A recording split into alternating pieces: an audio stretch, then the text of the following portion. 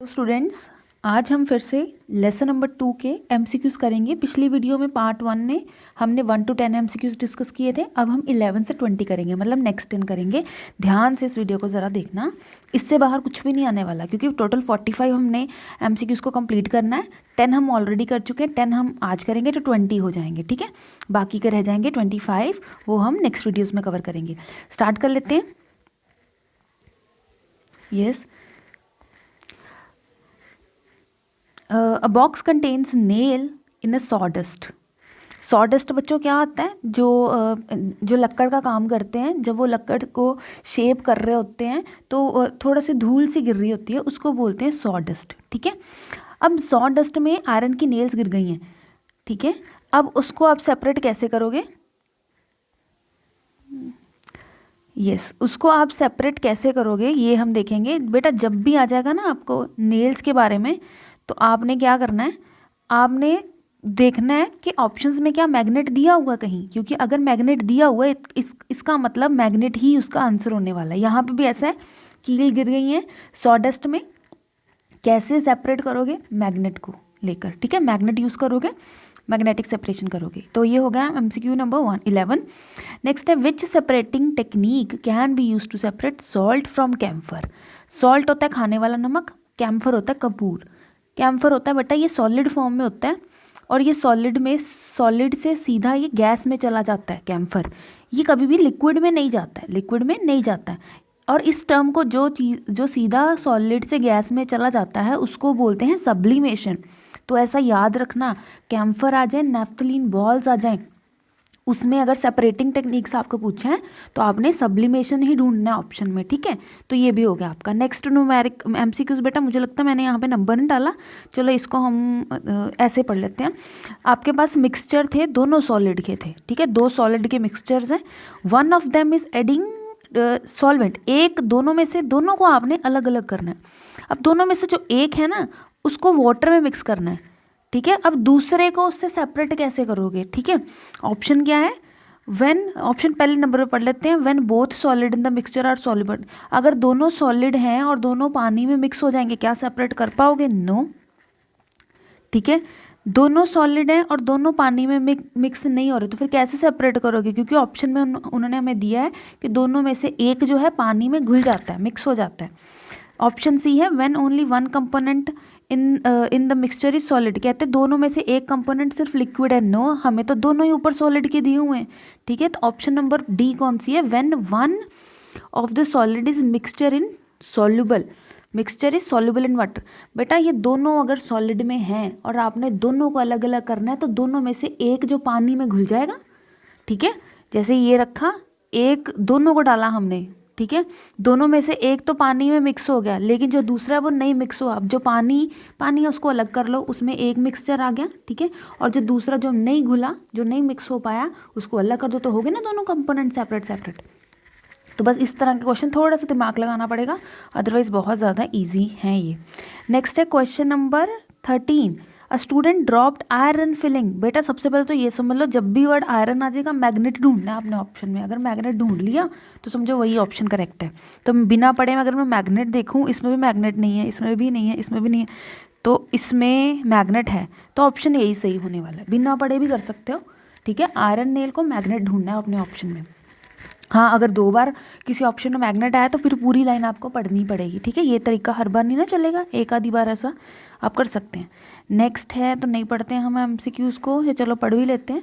Student ने drop कर दिया आयरन नेल्स को एक सैंड में। आयरन की जो लोहे की कीलें थी रेत में गिर गई हैं, सैंड में गिर गई हैं। कैसे सेपरेट करोगे? हम सेपरेट करेंगे by using the magnet. Magnet को रेत में से रेत पड़ी है, बीच में मैग्नेट पड़ी है, नेल्स की कीलें पड़ी हुई हैं, तो आप मैग्नेट, बाहर मैग्नेट लेके आओगे आसपास, ऐसे रेत में से निकाल लोगे तो सभी की सभी किस में चिपक जाएंगी?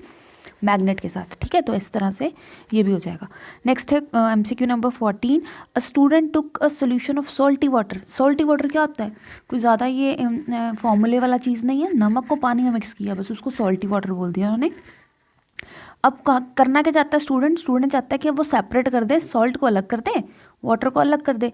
तो जब इस तरह का फॉर्मूला आ जाएगा ना आपके पास, सॉरी लाइन लिखी हुई आ जाएगी, तो आपने ढूंढना इवेपोरेशन, क्योंकि इवेपोरेशन एक तरीका है जिसमें से पानी उड़ जाता है और पीछे क्या बच जाएगा? हमारे पास सॉल्ट बच जाएगा। बाकी की फिल्ट्रेशन का मतलब क्या होता है, जैसे चाय पत्ती को हम चाय बनाई और चाय चाय कप में गिर गई और ऊपर जो चाय टी लीव्स थी वो रह गई, तो ये फिल्ट्रेशन का मेथड है। सेंट्रीफ्यूगेशन क्या क्या होता है, जैसे ग्लास में आप चम्मच मिक्स गोल गोल घुमा रहे हो, ग्लास में आप चम्मच जब गोल गोल घुमा रहे हो तो वो कौन सा मेथड होता है, सेंट्रीफ्यूगेशन का।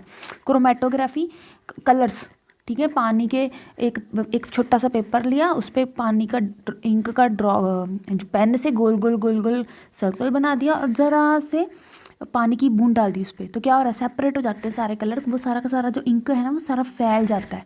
ठीक है, तो इस टेक्निक को हम बोलते हैं क्रोमेटोग्राफी। तो इनमें से तो कौन सी आने वाली है, सिर्फ इवेपोरेशन आने वाली है, क्योंकि जब हम पानी को गर्म करेंगे तो पानी पानी उड़ जाएगा और जो सॉल्ट है वो नहीं उड़ पाएगा, है ना, वेपोरेट नहीं हो पाएगा, तो ये मेथड आ जाएगा। चलो ये भी हो गया आपका। MCQ नंबर 15 देख लेते हैं। Mixture correctly alliance with their mention separation, इसका मतलब क्या है कि आपके पास दो चीज़ें दी हैं, मैं डॉट लगा देती हूँ, दोनों चीज़ें आपस में मिक्स कर रही हैं और आपने देखना है क्या वो मेथड ठीक है। ऑयल को वाटर के साथ फिल्ट्रेशन, बेटा ये तो मेथड ठीक नहीं है। ठीक है, हम तो सेपरेटिंग फनल लेते हैं ना ऑयल को पानी से, अगर फिल्टर करेंगे, चाय पानी ले लो, उसमें से पानी वाला तेल, कोई पानी है जिसमें तेल गिर गया, ठीक है, तो क्या ऐसा होगा, नहीं, वो तेल और पानी फिर कप में इकट्ठा हो जाएगा। क्रीम को मिल्क से सेपरेट करना, तो घर में मम्मी जब मदर हमारी गांव में मक्खन निकालते हैं वो, तो मशीन के साथ हैंड ब्लेंडर के साथ जब ऐसे गोल गोल करते हैं तो मक्खन अलग हो जाता है और लस्सी अलग हो जाती है, उसको डिस्टिलेशन थोड़ा बोलते हैं, उसको तो हम सेंट्रीफ्यूगेशन बोलते हैं, तो ये भी करेक्ट नहीं है। ठीक है, सॉल्ट एंड वाटर इवेपोरेशन अभी हमने पढ़ा ना ये, तो ये मेथड ही ठीक है। सॉल्ट एंड सैंड सेंट्रीफ्यूगेशन नहीं, ये भी मेथड, सेंट्रीफ्यूगेशन तो ये नहीं होता ना, तो यही ऑप्शन ठीक है। मतलब सॉल्ट और वाटर किसके साथ होते हैं, इवेपोरेशन के साथ। सॉल्ट और वाटर को अलग अलग करना है तो हम इवेपोरेशन यूज़ करते हैं। नेक्स्ट है बच्चों, स्टूडेंट, क्लीन कर देती हूँ इसको मैं। Student studies that cream is obtained from, एक बच्चे को पता था कि जो क्रीम है वो मिल्क से मिलती है, क्रीम थोड़ी सी सॉलिड फॉर्म में होती है और मिल्क जो होता है वो लिक्विड फॉर्म में होता है, बिल्कुल ठीक है। More over particles of cream, जो पार्टिकल्स चाहे सॉलिड फॉर्म में होती है लेकिन फिर भी अगर हम उसको फिल्टर पेपर से पास करवाएं तो कुछ समय लगता है, लेकिन वो सारा का सारा जो क्रीम है वो फिल्टर पेपर में से निकल जाता है। ठीक है, अब उसने क्या करना है, क्रीम को मिल्क से अलग करना है, तो फिल्टर पेपर वाला तो मेथड उससे ठीक नहीं हो पाया क्योंकि मिल्क के साथ क्रीम भी चलेगी कप में, तो कौन सा मेथड वो यूज़ करे, अभी मैं आपको बता के हटी हूँ, सेंट्रीफ्यूगेशन। सेंट्रीफ्यूगेशन का मेथड क्या होता है, ग्लास ले लो, ग्लास में चम्मच को गोल गोल गोल गोल घुमाओ, ठीक है, तो आप देखेंगे कि पानी एक ऐसे ऐसे गोल गोल गोल गोल घूमता है, इसको बोलते हैं सेंट्रीफ्यूगेशन। तो इस तरह का मेथड जब हम करते हैं तो क्रीम सेपरेट हो जाती है और मिल्क सेपरेट हो जाता है, ये सब बच्चों को पता है, बहुत ईजी है ये। नेक्स्ट है हमारा क्वेश्चन नंबर 17। अब 17 में देखो बच्चों क्या हो रहा है, थोड़ा सा जूम कर देती हूँ इसको। The image represent mixture of sand and water, ये इमेज है, इसमें मिक्सचर है सैंड का और वाटर है। ठीक है, आप कौन सा मेथड यूज़ करेंगे ताकि आप ये दोनों सब्सटेंसेस को अलग कर पाएँ, तो कौन सा मेथड यूज़ करेंगे भाई, क्या हम सेंट्रीफ्यूगेशन करेंगे, नो। क्या हम क्रिस्टलाइजेशन करेंगे, नो। क्रिस्टलाइजेशन का मतलब होता है आपने सॉल्यूशन को हीट किया और उसके छोटे छोटे क्रिस्टल्स बन के, जैसे शुगर होती है ना घर में, चीनी होती है, उस तरह के बॉल्स बन जाती हैं सॉलिड की, तो ये भी नहीं होने वाला है। क्रोमेटोग्राफी आपको पता है, कलर्स होते हैं, कलर को सेपरेट कर रहे हैं हम, तो वो भी नहीं हो रहा है। तो कौन सा मेथड बच गया, फिल्ट्रेशन। जब हम पानी में रेत डाल दो और चाय पत्ती जो पोनी होती है हमारे पास घर में, उसमें से वो पानी निकालो, पानी पानी नीचे बैठ जाएगा, रेत रेत ऊपर रह जाएगी। ठीक है, तो उसको मैं बोलते हैं फिल्ट्रेशन, तो वही आंसर आएगा इस केस में भी। नेक्स्ट है MCQ नंबर 18। अब 18 में देखो क्या है, which option explain the process of filtration. आपसे ना फिल्ट्रेशन की डेफिनेशन की पूछा उसने आपको ये 4 पॉइंट दे दिए, इसमें डेफिनेशन लिख दी किसी किसी की, और उन्होंने देखा, आपसे पूछा कि कौन सी लाइन जो है वो एक्सप्लेन करती है फिल्ट्रेशन को। तो फिल्ट्रेशन का मतलब होता है एक ऐसा मेथड जिसमें लिक्विड पास कर रहा है। ठीक है, लिक्विड क्या हो रहा है, पास कर रहा है, तो यही ऑप्शन करेक्ट है। अब बाकी के ऑप्शन गलत क्यों है ये देखते हैं, कि सॉलिड पार्टिकल पास करते हैं, नो, सॉलिड पार्टिकल तो पास ही नहीं करते। चाय पत्ती का केस देखो, चाय पत्ती ऊपर ऊपर रह जाती है, पानी पानी जो चाय होती है वो नीचे चली जाती है। It loss separation of substances based on, colour का भी नहीं होता, कलर का तो क्रोमेटोग्राफी होता है। It loss separation of substances based on density, density का भी कोई चक्कर नहीं होता। डेंसिटी का मतलब जैसे पानी और ऑयल, ठीक है, ये सेपरेटिंग फनल यूज़ करते हैं हम इसके लिए।